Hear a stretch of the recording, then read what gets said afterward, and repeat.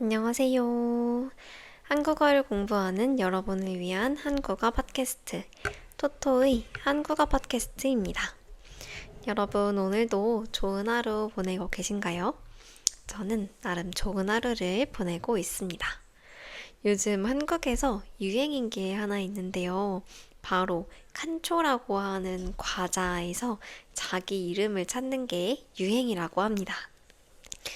이 칸초라고 하는 과자는 겉부분은 고소한 과자고 동글동글하게 생겼는데 안에는 초코잼 같은 게 들어있는 그런 과자예요. 저도 어릴 때 칸초를 즐겨 먹었는데 사실 요즘에는 잘 안 먹었거든요. 근데 요즘에는 한글날 맞이 칸초 과자에서 자기 이름을 찾는 게 또 유행이라고 합니다. 제가 아직 이 칸초를 발견하지는 못해서 아직 이 과자를 사보지는 못했는데 그 이름 리스트 중에서 504개의 이름이 있다고 합니다. 그래서 혹시 여러분 중에서도 한국 이름을 갖고 계신 분이 계시다면 이 칸초 과자에서 이름을 찾아보는 것도 재미있지 않을까 생각합니다.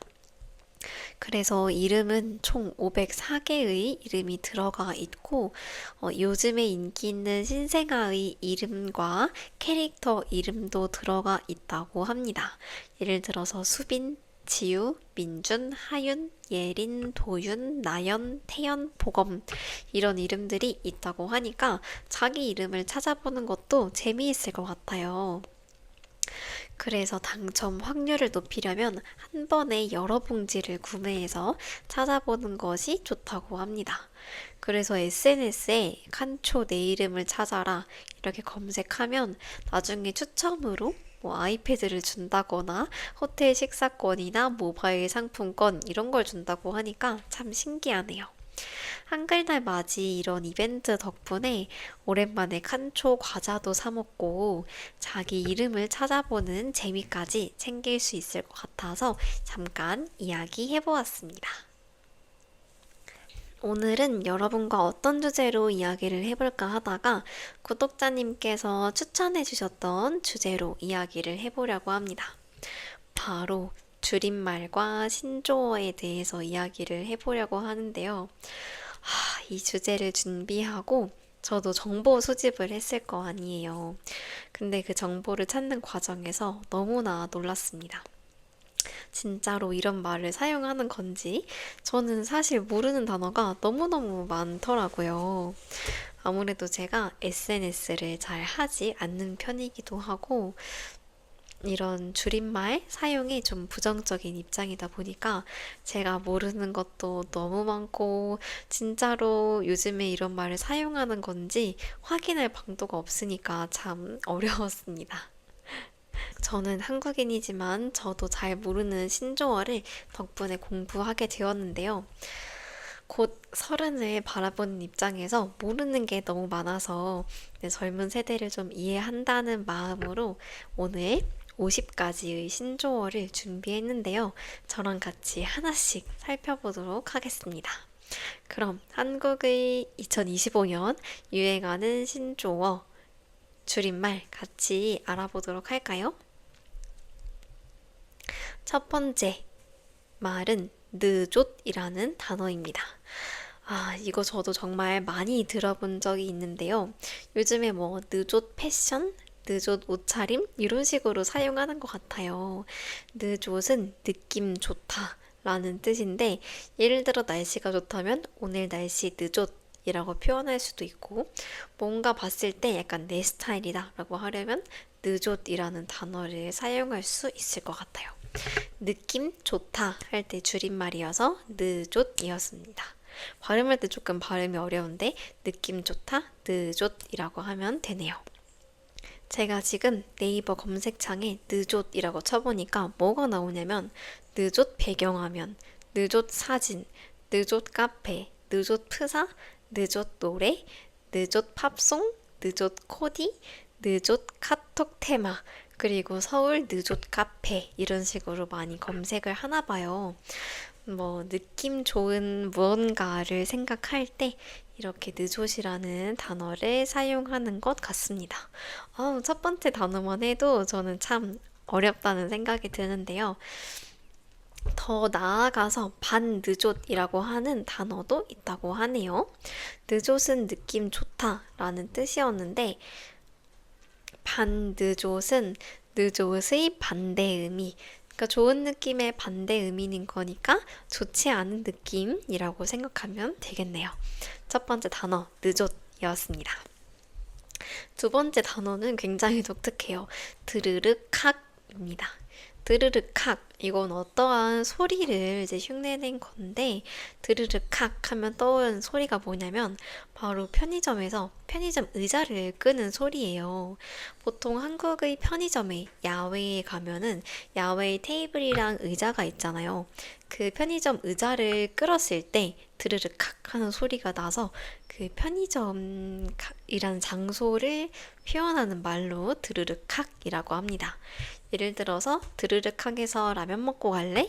라고 할 수 있겠네요. 요즘에는 젊은 친구들, 다시 말하면 초등학생, 중학생, 고등학생들이 편의점에서 간단하게 라면 같은 간식을 먹기도 하고 친구들이랑 편의점 음식을 먹는 걸 굉장히 좋아한다고 해요. 그래서 그냥 편의점 갈래? 하는 게 아니라 드르륵학 갈래? 이렇게 이야기를 하나 봅니다. 걱정되는 점은 제가 오늘 이야기하는 것들이 과연 영어로는 어떻게 번역이 될지, 다른 나라 말로는 어떻게 번역이 될지 조금 걱정되긴 하는데요. 아무튼 드르륵학 이라고 하는 것은 편의점 의자를 끌 때 나는 소리를 흉내낸 것이고, 드르륵학이라는 단어 자체가 편의점이라는 장소를 의미한다 라고 생각해 주시면 될 것 같습니다. 두 번째 단어 드르륵학이었습니다. 세 번째 신조어는 내또출입니다. 내또출, 이건 많은 직장인들 사이에서 공감이 될 만한 단어인데요. 내일 또 출근한다 라는 말의 줄임말입니다. 내일 할 때 내, 또 할 때 또, 출근한다 할 때 출. 그래서 내일 또 출근한다, 내또출이라고 해요. 예를 들어서 벌써 내또출이라니 너무 힘들어. 또 내또출이야? 이런 식으로 사용하면 되겠네요. 내일 또 출근해? 힘들어. 이런 의미로 사용하면 될 것 같습니다. 이건 또 직장인들 사이에서는 공감이 될 만한 신조어고 줄임말이라서 조금 재밌다는 생각이 드네요. 제가 이 50개의 신조어를 찾아보니까 예전이랑은 조금 다른 양상을 띠는 것 같아요. 사실 예전까지는 어떤 신조어나 줄임말이 생겼을 때 말 그대로 줄임말이니까 단어를 보고 좀 연상되는 것들이 있었는데 찾아보니까 정말 완전 모르겠는 것들도 많더라고요. 하지만 네토출은 그래도 약간 연상할 수 있는, 조금 추측해 볼 수 있는 그런 단어였습니다. 네 번째 단어는 콜건적입니다. 콜건적, 어떤 의미인지 예상이 되시나요? 제가 찾아보니까 콜라는 건강 생각해서 제로 콜라를 마시는 사람이라는 의미로 콜건적이라는 걸 사용한다고 합니다. 사실 요즘에 한국에서 제로 음료나 제로 과자 같은 게 굉장히 많거든요. 예를 들어서 제로 음료도 있지, 제로 아이스크림, 제로 초콜릿, 제로 과자, 아니면 제로 아이스크림까지 나올 정도로 이 제로 관련된 식품들이 많아요. 그 말이 당류가 재료인 거지 사실 그 단맛을 내는 감미료를 다른 거를 사용한다고 합니다. 근데 그게 몸에 흡수는 되지 않고 나가기 때문에 당이 없다 해서 제로라는 표현을 사용한다고 하는데, 이 콜건적은 어떤 뜻이냐면 건강을 생각해서 제로 콜라는 마시지만 음식 같은 것에 있어서는 별로 생각을 하지 않고 먹는 사람을 말한다고 합니다. 예를 들어서 치킨, 피자 같은 인스턴트 음식을 막 먹어요. 그러면서 건강 생각한다고 제로 콜라로 주세요 하는 사람들. 그런 사람들을 보고 콜건적이라고 합니다. 예를 들어서 친구가 마라탕 먹고 엽떡 먹고 피자, 치킨 막 사 먹으면서 그래도 음료는 제로 콜라 먹어야지? 라고 한다면 와, 넌 진짜 콜건적이다 이런 식으로 사용할 수 있을 것 같아요. 네 번째 단어는 콜건적입니다. 사실 저는 왜 적이라는 단어를 사용하는지 모르겠어요. 왜냐하면 콜라는 건강 생각해서 제로 콜라 마시는 사람이잖아요. 그러면은 콜건제 이런 식으로 써야 하지 않을까요? 아무튼 적이라고 해서 연상하는데 힘들었습니다. 다섯 번째 단어는 추구미입니다. 추구미도 느좋과 함께 요즘 많이 사용하는 단어 중 하나인데요. 추구미는 본인이 추구하는 미적 스타일 같은 걸 말해요. 예를 들어서 내 추구미는 빈티지 스타일이야. 내 추구미는 미니멀 라이프야. 어떤 사람이 내 추구미야. 이런 식으로 사용할 수 있겠네요. 그래도 이 추구미라고 하는 단어는 정말로 줄임말 같은 느낌이 나서 어렵지 않게 이용할 수 있었습니다. 여섯 번째 줄임말은 감다뒤입니다. 감다뒤. 말 그대로 감이 다 뒤졌다, 죽었다 이런 의미인데요. 감은 일종의 센스라고 생각하면 됩니다. 다시 말하면 센스가 죽어버렸다 라는 뜻이니까 센스 없다 라고 생각하시면 될 것 같아요. 예를 들어서 누군가가 농담을 했는데 그 농담이 전혀 재미가 없다. 이런 경우 완전 감다디라고 표현할 수 있겠습니다. 반대로 일곱 번째 신조어는 감다살인데요. 말 그대로 감이 살아났다 인 거니까 센스가 되살아났다, 감다살 이런 식으로 사용할 수 있습니다. 여덟 번째 신조어 이거 조금 어려웠는데요. 네 글자예요. 종노플예입니다. 종노플예. 노랑 예가 있으니까 노랑 예스를 생각하면 될 것 같은데요. 종노플예가 뭐냐면 종이 빨대는 노, 플라스틱 빨대는 예스 이런 뜻입니다. 요즘 환경을 생각해서 카페에 가면 플라스틱 빨대보다 종이 빨대를 주는 곳이 많잖아요. 대표적으로 스타벅스가 그렇게 하고 있는데요. 저는 종이 빨대 좋아하긴 하는데 종이 빨대를 불편해하는 분들도 상당히 많은 것 같아요. 예를 들어서 음료를 천천히 드시는 분들은 종이 빨대를 사용하면 종이 빨대가 흐물흐물해져서 음료를 마시기 어렵다고 하는데요. 그런 분들이 종로플예라는 단어를 만들었지 않을까 싶습니다. 종이 빨대는 no, 플라스틱 빨대는 yes라는 뜻이네요. 아홉 번째 단어는 가면비가 좋다. 가면비란 단어는 전 처음 들었어요. 원래 가성비가 좋다라고 하는 거는 가격 대비 퀄리티가 좋다거나 가격 대비 뭔가 푸짐하거나 할 때 가성비가 좋다라고 사용을 하는데 가면비가 좋다라는 단어가 있습니다.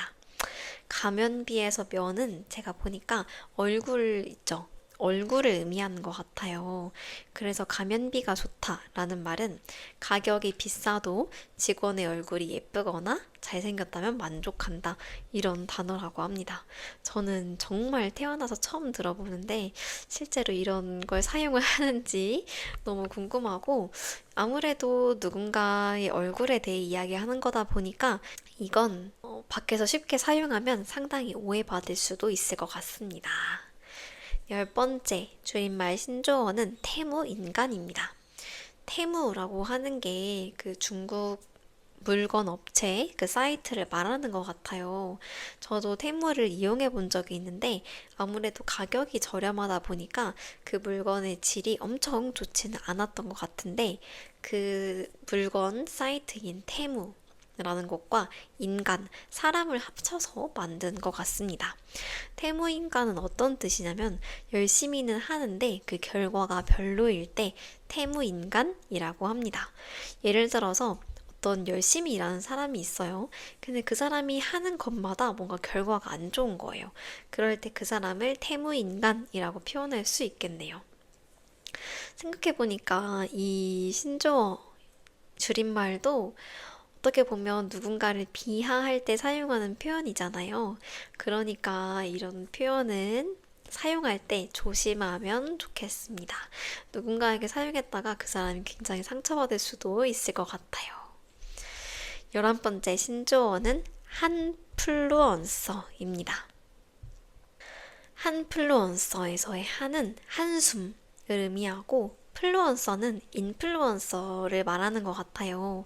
한숨과 영향력을 행사하는 사람, 인플루언서, 이거 두 가지를 합친 건데, 한숨을 크게 쉬어서 분위기를 다운시키는 사람, 분위기를 저하시키는 그런 사람을 한플루언서라고 합니다. 예를 들어서 다 같이 회의를 할 때 회의 분위기가 좋았는데 어떤 분이 그 의견이 마음에 안 든다고 하면서 한숨을 푹 크게 쉬어버리면 갑자기 주변이 싸늘해지고 분위기가 얼어붙을 수도 있잖아요. 그럴 때 그분을 한플루언서 이런 식으로 표현할 수 있겠네요. 생각해보니까 이 한국의 신조어, 유행어 같은 것들이 누군가를 빗대어 표현하는 게 굉장히 많은 것 같아요. 그러다 보니까 이제 그 사람의 특징 같은 걸 표현을 하기도 하는데, 사실 이 한플루언서 어디 가서 뭐 선배님이 한플루언서세요 이런 식으로 말하면 안 될 것 같으니까 그냥 알고만 넘어가면 좋겠습니다. 예시로는 또 한플루언서가 와서 다들 기운 빠졌어 이런 식으로 사용할 수 있겠네요. 저는 정말 처음 들어봐서 이런 거 사용하는지 너무 궁금하고 12번째 단어는 위쑤시개입니다. 위쑤시개는 우리 장기 중에 있는 그 위 있죠. 위하고 이쑤시개 할 때 수시개를 사용했어요. 보통 이쑤시개라고 하는 건 뭐냐면 이 사이에 음식물이 끼었을 때 그 음식물을 제거하는 도구, 뾰족한 도구를 이쑤시개라고 하는데요. 이제 이거는 뭘 쑤시는 거냐면 위를 쑤시는 거죠. 그렇다면 위가 먹었을 때 아픈 그런 음식이니까 스트레스를 해소할 수 있는 매운 음식을 위쑤시개라고 합니다. 예를 들어서 오늘 힘든데 위쑤시개 먹고 싶다. 이런 식으로 표현할 수 있어요. 그러면 스트레스를 해소할 만큼 매운 음식을 먹어야 하니까 대표적으로 마라탕이나 떡볶이, 닭발, 불족발, 불닭볶음면 이런 것처럼 매운 음식을 먹을 수 있겠네요. 이렇게 스트레스 해소용 매운 음식을 위쑤시개라고 한다고 합니다. 13번째 신조어 유행어 줄임말은 밥플릭스입니다. 우리가 먹는 음식 밥과 넷플릭스를 합친 것 같아요. 요즘 많은 한국 사람들도 넷플릭스를 시청하거든요. 또 요즘 젊은 사람들 사이에서는 원래 보통 어떤 새 집에 들어갈 때 따라따란 딴 따단 딴 따라따란 따단 하는 이런 효과음이 예전에는 되게 유행했는데 요즘 젊은이들 사이에서는 넷플릭스 시작할 때 나는 소리 있죠. 두둥 이런 소리가 그 의미를 대체한다고 합니다. 이렇게 시대가 지나면서 효과음에 대한 생각도 달라질 정도로 넷플릭스의 인기가 굉장히 커졌는데요. 밥 먹을 때 넷플릭스처럼 영상을 보는 걸 밥플릭스라고 한다고 합니다. 예를 들어서 오늘 저녁은 밥플릭스 하면서 보낼 거야 라고 사용할 수 있고 그 뜻으로는 나 오늘 저녁에 밥 먹으면서 영상 볼 거야 이런 의미로 생각하면 되겠네요. 밥플릭스라고 한다고 합니다. 14번째 신조어는 만반잘부입니다. 만나서 반가워, 잘 부탁해 라는 말의 줄임말인데요. 예를 들어 새 학기를 시작하거나 내가 새 직장을 시작했다거나 무언가를 새롭게 시작할 때 만나서 반가워, 잘 부탁해 하면 너무 기니까 만반잘부라고 줄여서 사용을 하나 봐요. 이거는 그래도 나름대로 의미를 예상할 수 있어서 좋았습니다. 이상 할머니의 말이었습니다. 15번째, 킹받네라고 하는 신조어입니다. 신조어 중에서도 이건 완전 요즘 건 아니고 좀 예전 거긴 한데 화나지만 귀엽거나 웃기거나 하는 상황을 킹받는다라고 표현을 합니다. king 이 왕이라는 뜻이잖아요. 영어 단어로. 그러면 이제 엄청이라는 뜻이고 받네라는 말은 열받는다, 화난다 해서 가지고 와서 엄청 화난다, 엄청 열받는다 이런 의미로 생각하면 되겠습니다. 예를 들어서 어떤 고양이가 내 물건을 밀어서 망가뜨렸을 때 그럴 때 킹받네 라고 사용할 수 있고, 친구가 어이없는 장난을 쳤을 때 킹받네 이런 식으로 표현할 수 있겠어요. 생각해보니까 이제 영어 같은 것도 많이 사용해서 일종의 합성어처럼 완전 새로운 단어를 만들어서 사용을 하고 있습니다. 16번째 신조어는 노답좌입니다. 노답이라고 하는 것은 답이 없다는 거죠. 그리고 어떤 좌라고 하는 건 그런 사람, 캐릭터 이런 걸 말하는데 노답좌라고 하는 거면 답이 없는 캐릭터, 답 없는 사람, 노답인 사람 이런 걸 의미하겠네요. 예를 들어 이제 어떤 사람이 너무나 나랑 일하는 스타일이 안 맞거나 나랑 상극이다라고 했을 때 그 노답좌야 이런 식으로 이야기할 수 있겠네요. 물론 이런 말들은 직접 그 사람한테 사용하면 엄청난 상처가 될 수 있으니까 사용하지는 않으셨으면 좋겠습니다. 17번째 단어는 현생입니다. 현생은 현실 생활의 줄임말이에요. 내가 지금 너무 놀고 싶은데 바빠서 못 간다 할 때 내가 너무 놀고 싶지만 현생이 바빠서 못 가. 현실 생활이 바빠서 못 가. 이렇게 이야기할 수 있겠습니다. 현생이었어요. 18번째 단어는 오운완입니다. 오운완 아마 들어본 분도 계실 것 같은데요. 오늘 운동 완료라는 말의 줄임말입니다. 예를 들어 내가 매일매일 헬스장에 가서 운동을 하는 사람이라면 SNS에 올릴 인증 사진과 함께 오운완이라고 표현하면 내가 오늘도 운동 해냈어 이런 의미로 사용한다고 볼 수 있겠네요. 비슷한 말로 오하운이라는 것도 있는데 오늘 하루 운동이라고 합니다. 19번째 단어는 손민수하다라는 단어입니다. 손민수하다는 이 손민수가 사실 사람 이름 중 하나예요. 굉장히 인기 있는 웹툰이자 드라마 중에서 치즈 인 더 트랩이라고 하는 드라마가 있거든요. 줄여서 치인트라고 하는 드라마가 있는데 그 중에서 손민수라고 하는 인물이 있습니다. 이 인물이 어떤 인물이냐면 누군가가 하는 것을 따라하는 그런 인물이에요. 그래서 누군가의 행동을 잘 따라하는 사람이나 누군가의 패션을 따라할 때 손민수하다 이런 단어를 사용하는데요. 예를 들어 내가 어떤 아이돌을 좋아해요. 그래서 그 아이돌이 사용하는 핸드폰 케이스를 따라 샀다 할 때 나 이 케이스 아이돌을 따라서 손민수 했어 라고 표현할 수 있겠습니다. 사실 손민수 하다라는 표현은 그 치인트가 아주 옛날에 나온 드라마 웹툰이기 때문에 옛날부터 지금까지도 잘 사용하고 있는 그런 뜻이라고 생각하면 좋겠습니다. 예전에는 손민수라고 하는 걸 되게 부정적인 의미로 사용했거든요. 약간 따라쟁이 느낌으로 사용을 했는데 요즘에는 손민수하다라고 하는 게 그래도 나쁘지 않은 의미로 사용하는 것 같아요. 따라 샀다 이런 뜻으로 나 손민수 했어 이렇게 사용한다고 생각하면 될 것 같습니다. 20번째, 20번째 단어는 갓생입니다. 갓생은 생활은 생활이긴 한데 신 같은 생활이라는 거잖아요. 다시 말하면 열심히 자기 관리하는 그런 삶을 갓생이라고 합니다. 요즘에 유튜브 중에서도 갓생 브이로그 이런 거 진짜 많거든요. 그러면 그 브이로그에서 어떤 걸 보여주냐면 굉장히 열심히 사는 사람들의 삶을 보여줍니다. 예를 들어서 새벽 5시 반에 일어나서 명상하고 운동하고 일기도 쓰고 출근하고 퇴근해서 또 운동하고 자기계발 막 하는 사람들 있죠. 그런 사람들 보면 와, 저 사람 갓생 산다 라고 표현할 수 있어요. 그래서 요즘 나 갓생 살고 있어 라고 한다면 나 요즘 열심히 살고 있어 이런 의미로 해석해 주시면 될 것 같습니다. 지금 50개 중에 5분의 2, 20개 이야기 해봤는데요. 혹시 여러분 이 중에서 알고 계시는 거 몇 가지 있으셨을까요? 저는 이 중에서 늦옷 알고 있었고 추구미 알고 있었고 감다디 감다살 이 정도 알고 있었고 만반잘부 노답좌 현생 오운환 손민수 갓생 한 10가지 정도는 알고 있었던 것 같아요.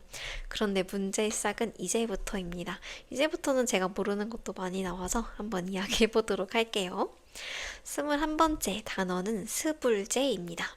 스불제, 무슨 뜻이냐면 스스로 불러온 재앙이라는 뜻이에요. 스스로 재앙을 가지고 왔다는 거죠. 예를 들어서 내가 다이어트 해야 하는데 야식을 먹었어요. 그러면 다음날에 살이 찔 수도 있는 건 당연히 있을 수 있는 일이잖아요. 그럴 때 스불제라고 사용할 수 있습니다.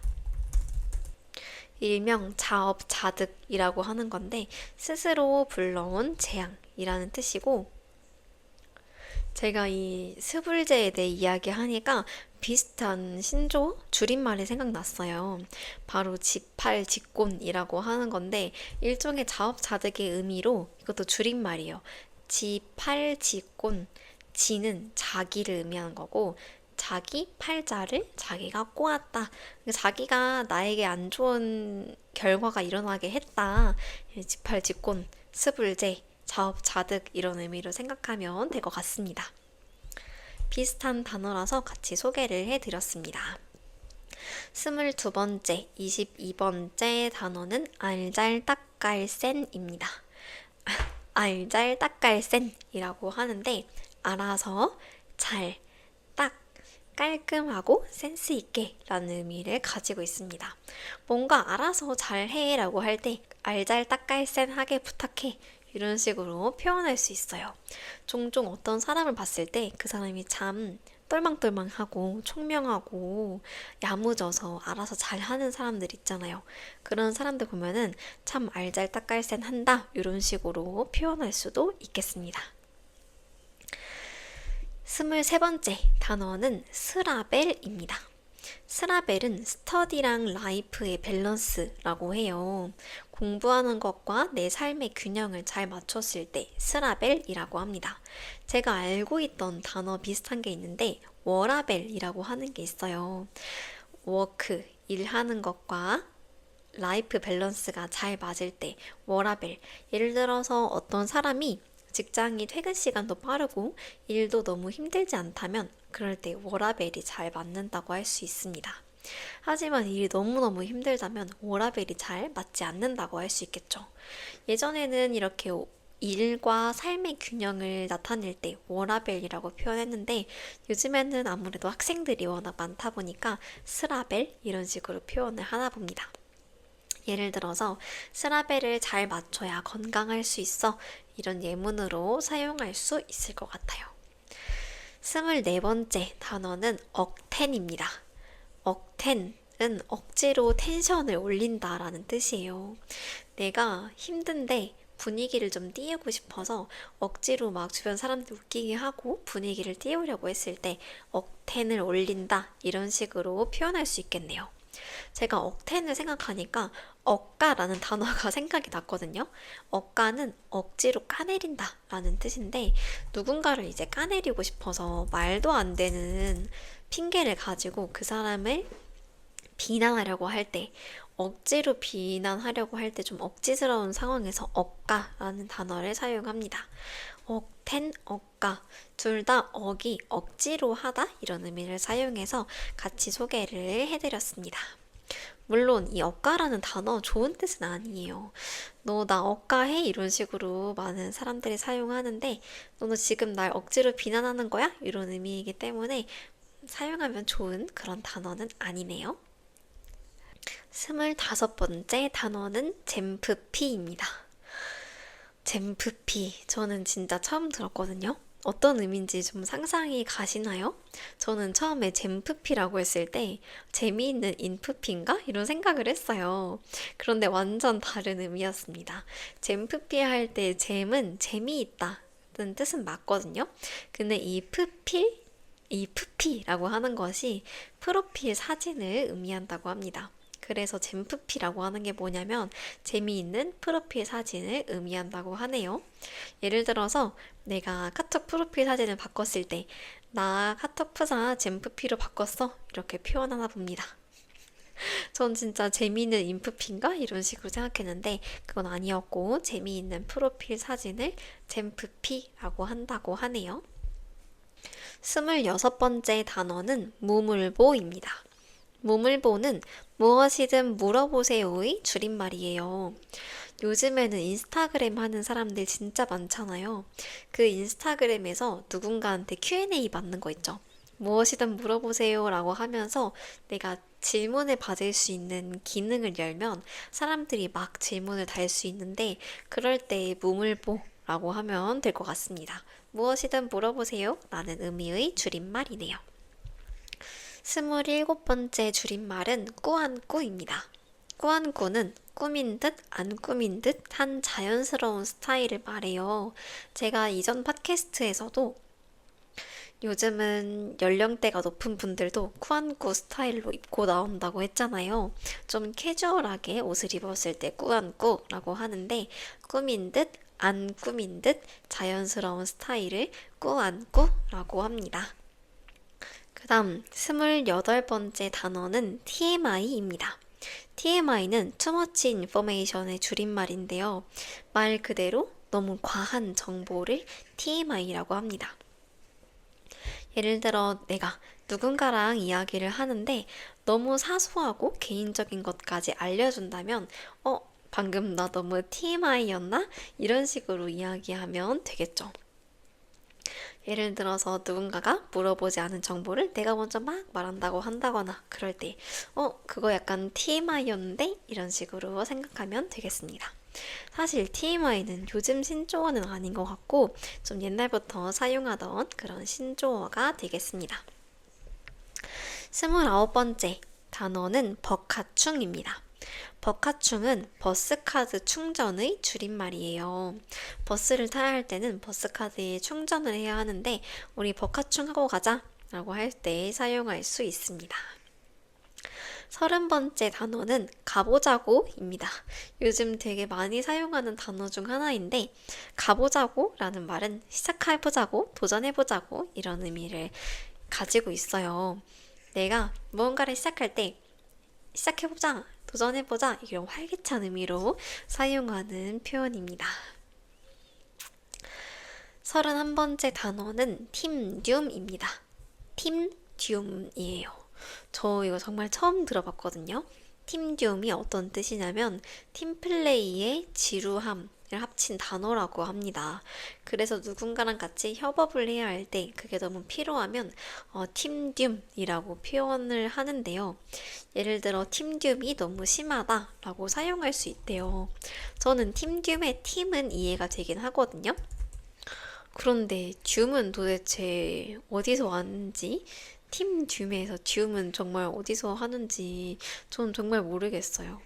아무튼 팀플레이 하는 것들을 요즘 많이 어려워하다 보니까 팀듐은 협업을 할 때의 피로감 이런 걸 팀듐이라고 한다고 합니다.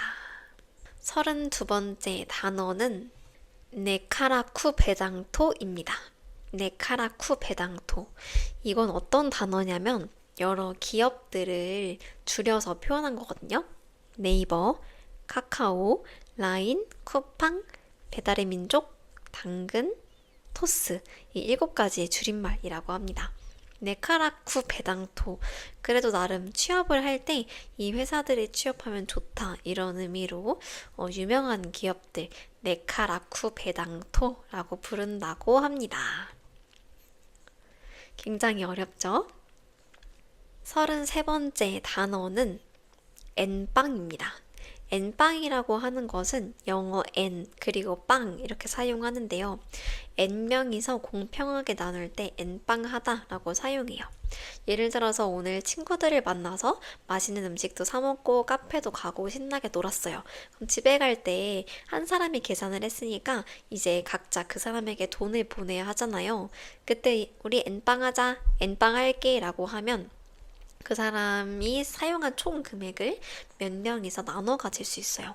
예를 들어 3명이서 N빵 한다면 그 전체 금액을 나누기 3 하면 되고 5명이서 N빵 한다면 나누기 5 이렇게 하면 되겠네요. 다음 단어는 갑분싸입니다. 갑분싸는 갑자기 분위기가 싸해졌다는 거예요. 예를 들어서 아까 한숨 쉬는 한플루언서 같은 사람이 있을 때 그런 사람들이 있으면 갑자기 분위기가 싸해지니까 그럴 때 갑분싸라고 표현하면 되겠네요. 그 다음 단어는 하이비스트입니다. 하이비스트는 트렌드에 민감한 사람들을 의미한다고 합니다. 하입이라고 하는 게 인기, 유행 이런 거잖아요. 거기다가 비스트, 짐승이라는 단어를 합쳐서 하이비스트, 유행을 짐승처럼 막 쫓아다니는 사람, 유행에 매우 민감하고 열광하는 사람을 하이비스트라고 한다고 합니다. 요즘 하이비스트들이 많이 생겼다고 하는데 저는 하이비스트와는 반대되는 그런 사람인 것 같아요. 다음 36번째, 36번째 단어는 영원 플렉스입니다.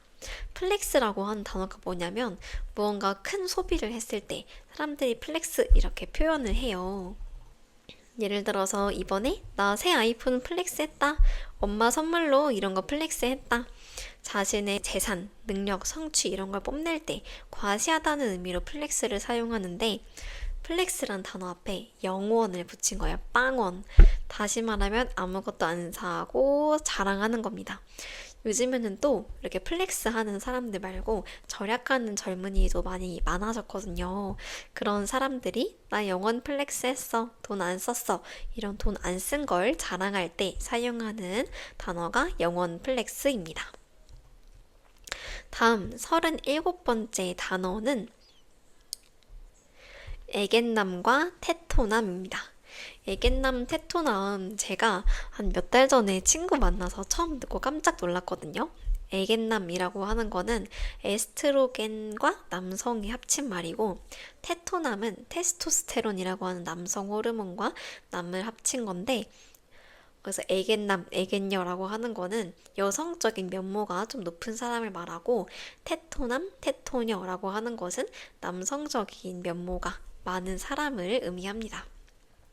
제가 뭐 애견남, 테토남 이런 말 들었을 때 무슨 뜻인지? 이게 뭐지? 라고 생각했었는데 그게 에스트로겐 여성 호르몬과 테스토스테론 남성 호르몬의 줄임말이라고 하니까 진짜 깜짝 놀랐어요. 요즘 젊은 친구들 따라잡기가 참 힘듭니다. 이렇게 뱁새가 황새에 따라가려고 하다가 가랑이 찢어진다고 지금 제 가랑이 찢어지고 있어요. 아무튼 넘어갈게요. 38번째 단어는 텍스트 힙입니다. 요즘 많이 사용하는, 많이 보이는 단어 중 하나인데요. 텍스트 힙. 텍스트 말 그대로 글자를 의미하고 힙은 힙하다 할 때 그 힙이에요. 다시 말하면 책을 읽는 것, 독서하는 것을 멋있다고 하는 표현이 텍스트 힙입니다. 예를 들어서 독서하는 사람이 텍스트 힙이지 이런 식으로 표현한다고 하네요. 책 읽는 것이 또 요즘에는 많은 사람들이 쇼츠 같은 걸 보다 보니까 책 읽는 걸 되게 멋지다고 생각하는 것 같은데 그 표현이 여기서 나오지 않았을까라는 생각을 합니다. 39번째 단어는 헬시 플레저입니다. 헬시 말 그대로 건강한 이거 플레저 기쁨이잖아요. 건강을 즐겁게 관리한다 할 때 저는 헬시 플레저 실천하는 중이에요 라고 표현한다고 합니다. 40번째, 40번째 단어는 당모치입니다. 당모치 무슨 뜻인지 혹시 상상이 되시나요? 당연히 모든 치킨은 옳다라는 뜻입니다. 한국 사람들이 아무래도 치킨을 굉장히 좋아하잖아요. 오늘 저녁에 치킨 먹을래? 라고 누가 물어봤을 때 당모치 라고 대답하면 당연히 모든 치킨은 옳다. 그래 좋아. 이런 의미로 사용할 수 있겠습니다. 모든 치킨을 다 좋아하는 이 치킨을 사랑하는 한국 사람들의 마음을 살펴볼 수 있는 그런 대목이었습니다. 41번째 단어는 디토합니다 라는 단어입니다. 디토라고 하는 거 저는 사실 뉴진스 노래 제목에서 처음 들었는데 이 디토가 라틴어에서 유래한 영어 단어라고 하네요. 그래서 동일하다, 동일하게, 마찬가지이다 이런 의미로 사용한다고 하는데 이 단어 디토에다가 합니다 라고 하는 한국어를 결합해서 디토합니다 라고 표현을 했고 나도 동의한다, 나도 그렇게 생각해요 이런 의미로 누군가에게 동의할 때 사용하는 표현이라고 하네요. 예를 들어 누가 우리 이따가 엽떡 먹으러 갈래? 라고 했을 때 나도 엽떡이 먹고 싶다 라고 생각한다면 디토합니다 이런 식으로 사용하면 되나 봅니다. 42번째 단어는 meaning out입니다. 이 meaning out은 meaning, 뜻 있죠? 그 뜻과 out, coming out 할 때 그 단어를 합쳐서 남들에게는 밝히기 힘든 자기만의 취미나 의미 이런 것들을 소비를 통해서 표출하는 그런 의미라고 합니다. 자기의 가치관에 맞는 제품, 서비스를 소비하고 그렇지 않은 것은 불매한다 라고 하는데요. 다시 말하면 가치 소비라고 생각해 주시면 될 것 같아요. 예를 들어서 요즘 환경 문제가 조금 심각해지고 있잖아요.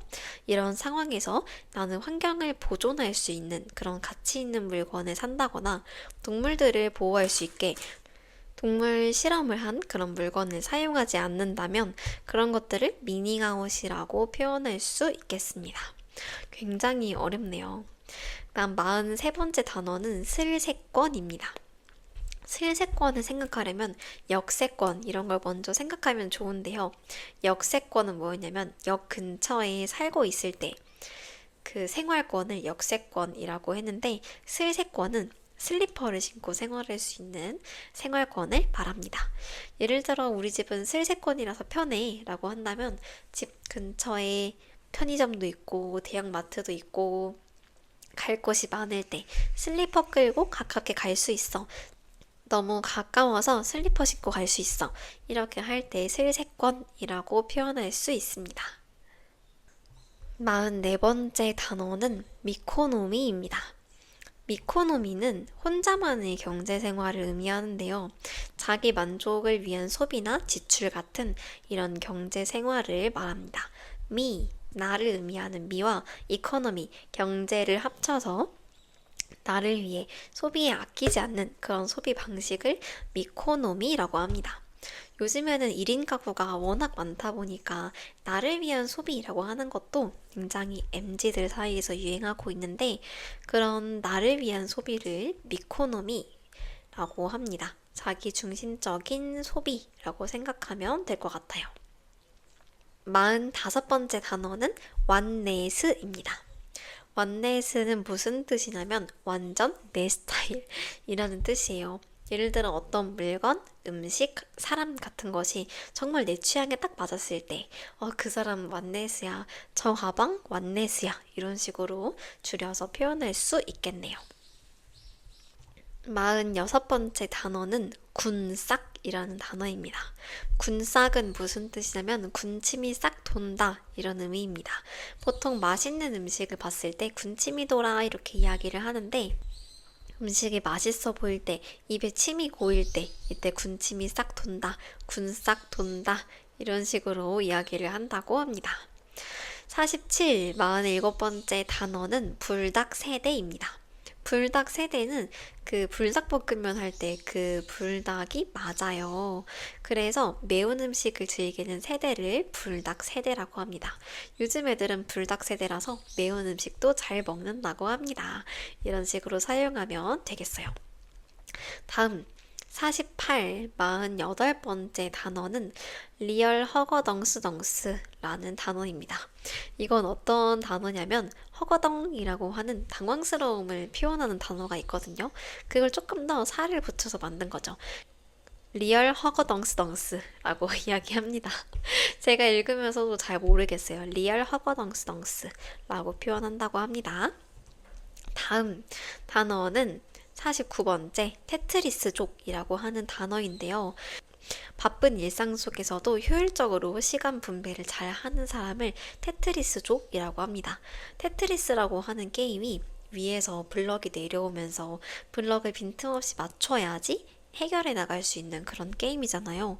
이렇게 바쁜 일상 속에서 시간을 효율적으로 분배해서 사용하는 사람들을 테트리스족이라고 합니다.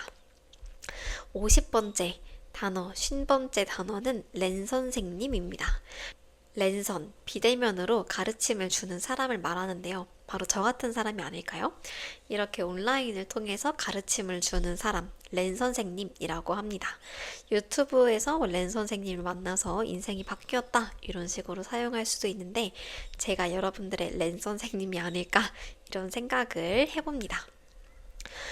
이 외에도 여러 가지 단어가 있어요. 예를 들어 GMG, 가면감이라는 단어를 그 이니셜로 바꿨고 HMH, 하면해 라는 뜻이라고 하고 섹시푸드는 맛과 비주얼이 모두 멋진 그런 최고의 음식, 망나귀, 막상 나가려니까 귀찮아, 되지런하다, 먹을 때는 돼지처럼 부지런하다 등등 굉장히 다양한 신조어, 유행어, 줄임말이 있습니다. 오늘은 저랑 함께 한국의 2025년 유행어, 신조어, 줄임말 50가지를 살펴보았는데요. 이 50가지를 모두 들은 여러분께 먼저 대단하다는 박수 드리고 싶습니다. 저도 종종 영어 줄임말을 살펴봤을 때 너무 단어 연상이 안 돼서 힘들었던 적이 있거든요. 아마 오늘 이 영상을 보는 여러분들도 너무 줄임말이 어렵고 힘들어서 당황스러운 분도 분명 계실 것 같은데 한국인이 들어도 잘 모르는 사람, 저 같은 사람도 있습니다. 그러니까 너무 속상해 하시지 마시고 한국 사람들 사이에서는 이런 줄임말, 신조어, 유행어 사용하는 거 좋아하는 사람도 있지만 우리 소중한 한글을 지키고 싶어서 이런 걸 좀 멀리 하는 사람들도 있으니까요.